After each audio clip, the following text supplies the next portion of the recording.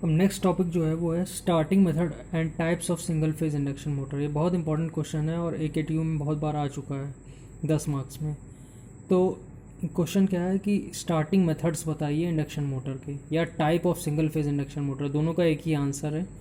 तो induction motor जो है वो अपने रोटर सब में सेम होता है। सिंगल फेज इंडक्शन मोटर में रोटर तो सेम होता है, लेकिन रोटर के अलावा जो कनेक्शन के तरीके हैं वो अलग अलग हैं, क्योंकि हम जानते हैं कि single phase induction motor self starting नहीं होती। तो सेल्फ स्टार्टिंग बनाने के लिए उसको कोई ना कोई मीन्स चाहिए जिससे कि वो सेल्फ स्टार्टिंग बन जाए।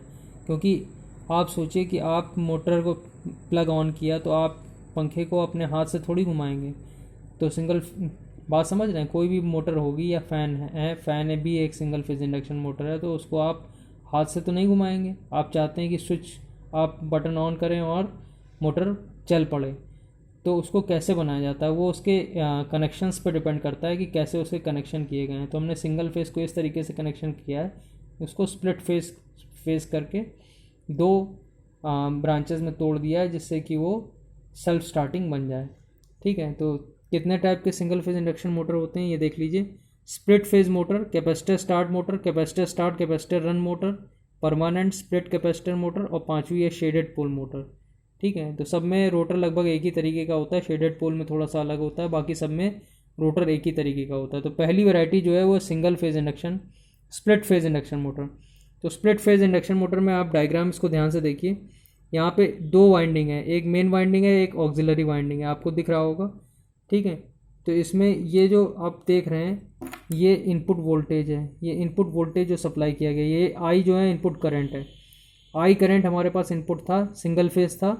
अब हमने उसको दो ब्रांचों में अपना सर्किट इस तरीके से बनाया कि दो ब्रांचों में तोड़ दिया। ये जो है ये आपको स्टेटर वाइंडिंग दिखाई दे रही है। जो मेन वाइंडिंग और ऑक्सिलरी वाइंडिंग है ये क्या है, स्टेटर वाइंडिंग। तो मेन वाइंडिंग में कोई स्विच नहीं लगा हुआ है, ऑक्सिलरी वाइंडिंग में ये देखिए यहाँ पे स्विच लगा हुआ है। तो स्विच को बंद भी कर सकते हैं, खोल भी सकते हैं, मतलब ये इसको सर्किट से कनेक्ट भी कर सकते हैं, ऑक्सिलरी वाइंडिंग को डिस्कनेक्ट भी कर सकते हैं। रोटर ये बीच में है, तो बीच का हिस्सा जो है वो क्या है, रोटर, रोटेटिंग पार्ट इसका। तो मेन वाइंडिंग में जितनी भी सफिक्स हमने लगाई हैं वो एम लगा दी हैं। तो जो मेन वाइंडिंग का करंट है वो आई एम हो गया, जो मेन वाइंडिंग का रेजिस्टेंस है वो आर एम हो गया, जो मेन वाइंडिंग का इंडक्टेंस है वो एक्स एम हो गया।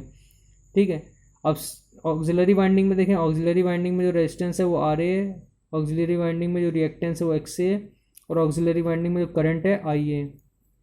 तो ये आप देख सकते हैं कि ये मेन वाइंडिंग और ऑक्सिलरी वाइंडिंग इस तरीके से लगी हुई है। तो हम क्या करते हैं इसमें, देखिए दो मेन बातों का मेन आपको ध्यान रखना है कि मेन वाइंडिंग जो है, the main winding has very low resistance, resistance की वैल्यू बहुत कम और रिएक्टेंस की वैल्यू बहुत ज़्यादा लेंगे मेन वाइंडिंग में। और इसका उल्टा, जस्ट उल्टा हमने ऑक्सिलरी वाइंडिंग में किया। ऑक्सिलरी वाइंडिंग में हाई रेजिस्टेंस लिया है और लो रिएक्टेंस लिया है। तो इससे क्या फ़र्क पड़ेगा, अब ये बात को समझना पड़ेगा। अब देखिए पहले हमें फेज़र बनाने हैं करंट के और वोल्टेज के। तो V एक वोल्टेज है और करंट के में कितने फेज़र बनाने हैं, I, IM और IA, तीन करंट और एक वोल्टेज। तो हम रेफरेंस इसको लेंगे V को। तो V को हमने 0 डिग्री पे बना दिया।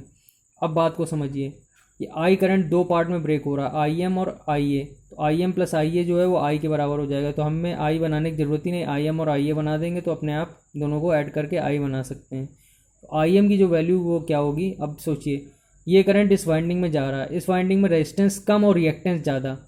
तो रेजिस्टेंस की वजह से जो करंट होता है वो 0 डिग्री पे होता है, और रिएक्टेंस की वजह से जो करंट होता है वो लैग करता है 90 डिग्री से। तो बात समझिए, रेजिस्टेंस की वैल्यू कम है तो करंट जो रेजिस्टेंस ड्रॉ कर रहा होगा वो कम होगा, और जो रिएक्टेंस ड्रॉ कर रहा होगा वो ज़्यादा बड़ा होगा। तो जब इधर की ब्रांच बड़ी है, ये ब्रांच छोटी है, तो वो जो रिजल्टेंट होगा इन दोनों का IM करंट वो किस ओर झुका होगा, वो इस ओर -90 डिग्री की तरफ झुका होगा। तो IM जो है वो हमने -90 डिग्री की तरफ झुका के यहाँ पे बना दिया है। ये बात समझ में आ रही है। अब इसमें समझिए, इसमें रेजिस्टेंस ज़्यादा है और रिएक्टेंस कम है। तो जब यहाँ से करंट फ्लो होगा तो रेजिस्टेंस ज़्यादा है, तो रेजिस्टेंस मतलब ये करंट का ये वाला कंपोनेंट जो 0 डिग्री पे, क्योंकि रेजिस्टेंस में वोल्टेज और करंट के बीच में 0 डिग्री होता है, तो करंट जो है वो यहाँ पे ये वाला कंपोनेंट बड़ा होगा। फिर रिएक्टेंस जो है वो -90 डिग्री वाला कंपोनेंट है, तो ये कंपोनेंट छोटा है, रिएक्टेंस की वैल्यू कम है तो ये कंपोनेंट छोटा है, करंट का ये वाला बड़ा है। तो ये वाला अगर बड़ा है और ये वाला छोटा है तो दोनों को प्लस करना है, दोनों को प्लस करेंगे तो रिजल्टेंट किस ओर झुका होगा, जो बड़ा वाला है, तो ये आई ए जो है इस ओर झुका होगा। तो अब आप बात समझिए, आई ए इधर बन गया, आई एम इधर बन गया, आई ए प्लस आई एम कर देंगे तो हमें टोटल रिजल्टेंट आई मिल जाएगा, मतलब इन दोनों को जोड़ के ये रिजल्टेंट आई मिल जाएगा। अब बात समझिए, आई ए और आई एम के बीच में जो एंगल है वो लगभग 30 से 40 डिग्री इसमें बन पाता है। तो 30 से 40 डिग्री अगर बन जाता है तो उससे क्या होता है कि यहाँ पे एक रोटेटिंग मैग्नेटिक फील्ड तो क्रिएट होगी, रोटेटिंग मैग्नेटिक फील्ड जो क्रिएट होगी वो नॉन यूनिफॉर्म होगी, यूनिफॉर्म नहीं होगी। तो वो जब हमने इसको स्विच को बंद कर दिया, दोनों वाइंडिंग कनेक्ट हो गई, करंट यहाँ से फ्लो हुआ, दो पार्ट में डिवाइड हो गया। यहाँ पे हमने स्पेस डिस्प्लेसमेंट 90 डिग्री का दिया और फेज डिस्प्लेसमेंट भी 30 से 40 डिग्री का दे दिया है। तो उससे क्या होगा कि दो करंट की वजह से दो फ्लक्स क्रिएट होंगी, दो फ्लक्स जो है कंबाइन होके, लेकिन वो यूनिफॉर्म नहीं होंगी, बस कहीं ज़्यादा होगी कहीं कम होगी। तो वो नॉन यूनिफॉर्म फ्लक्स जो है, लेकिन रोटेटिंग मैग्नेटिक फील्ड तो क्रिएट हो गई तब भी। तो रोटेटिंग मैग्नेटिक फील्ड रोटर के कंडक्टर्स को कट करेगी, रोटर के कंडक्टर्स पहले ही से शॉर्ट सर्किट करके रखे हुए हैं, उसमें करंट फ्लो होगा, करंट फ्लो होगा तो यहाँ पे टॉर्क लगेगी। तो ये इसका प्रिंसिपल है। ये बात आपको समझ में आ रही है? तो ये है आपका पहली motor, split phase induction motor, ठीक है। और ये इसका जो टॉर्क होता है वो भी 1.5 से 2 गुना होता है, ठीक है, रेटेड रनिंग टॉर्क से। ये यूज़ कहाँ होती हैं? ये वॉशिंग मशीन्स में, मिक्सर ग्राइंडर, फ्लोर पॉलिशर और ब्लोअर्स में, ठीक। अब नेक्स्ट जो टाइप की मोटर है वो capacitor start motor. Capacitor start motor में क्या किया गया है कि पूरी चीज़ें सब वही हैं, दोबारा समझाने की ज़रूरत नहीं। ये वी इनपुट वोल्टेज है, वी आई इनपुट करंट है, दो पार्ट में बट रहा है, आई एम मेन वाइंडिंग है, आई ए ऑक्सिलरी वाइंडिंग है। लेकिन यहाँ पे बस अंतर ये है, रोटर भी यहाँ है, स्विच यहाँ लगा हुआ है, अंतर ये है कि यहाँ पे एक कैपेसिटर लगा दिया गया है जिसको स्टार्ट कैपेसिटर नाम दे रहे हैं, इसीलिए एस सफिक्स लगाई गई है, सी एस, ठीक है। स्टार्ट कैपेसिटर यहाँ पे लगा हुआ है। अब ये स्विच ऑन कर दिया जब हमें मोटर ऑन करनी थी, ठीक है, और क्या हो गया, अब देखिए इसमें अंतर क्या आया, बाकी चीज़ें सब सेम है। मतलब जो मेन वाइंडिंग का जो जैसे वी वोल्टेज हमने रेफरेंस बनाया, फिर मेन वाइंडिंग का जो करंट था वो बिल्कुल वही एंगल पे बनेगा जो पिछली बार बना था, क्योंकि मेन वाइंडिंग आपने चेंज ही नहीं की है। रेजिस्टेंस की वैल्यू कम, रिएक्टेंस की वैल्यू ज़्यादा, तो ये मेन वाइंडिंग का करंट जो है वो -90 डिग्री की तरफ झुका होगा, -90 डिग्री तरफ झुका होगा, तो आई एम की वैल्यू यहाँ पे बनेगी, ठीक। अब आई ए की वैल्यू अगर आर ए और एक्स से पिछली बार की तरह होते तो आई ए की वैल्यू कुछ यहाँ पे बन गई होती, आपको आई ए की वैल्यू यहाँ मिल गई होती, ठीक है। अब क्या है, लेकिन यहाँ पे एक कैपेसिटर भी लगा हुआ है, तो कैपेसिटर की वजह से जो करंट होता है वो 90 डिग्री लीड करता है।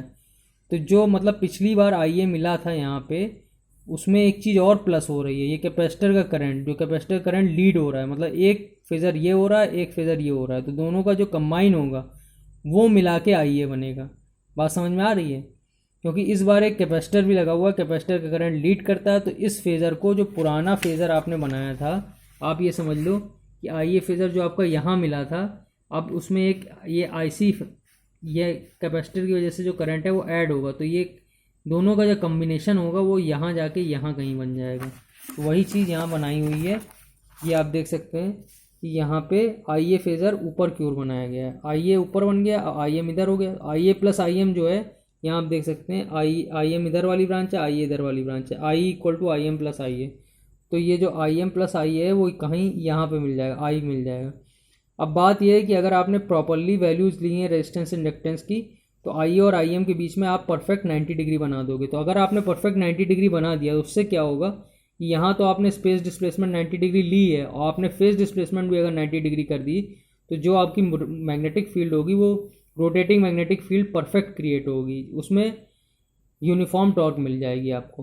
पहले क्या हो रहा था, रोटेटिंग मैग्नेटिक फील्ड कहीं कम कहीं ज़्यादा हो रही थी, तो उसमें आपको यूनिफॉर्म मैग्नेटिक फील्ड आपको नहीं मिल रही थी, तो रोटेटिंग मैग्नेटिक फील्ड यूनिफॉर्म नहीं थी। लेकिन इस केस में आपको यूनिफॉर्म रोटेटिंग मैग्नेटिक फील्ड मिल जाएगी, ठीक है। तो ये इसका पिछली मोटर के ऊपर एडवांटेज है, ठीक।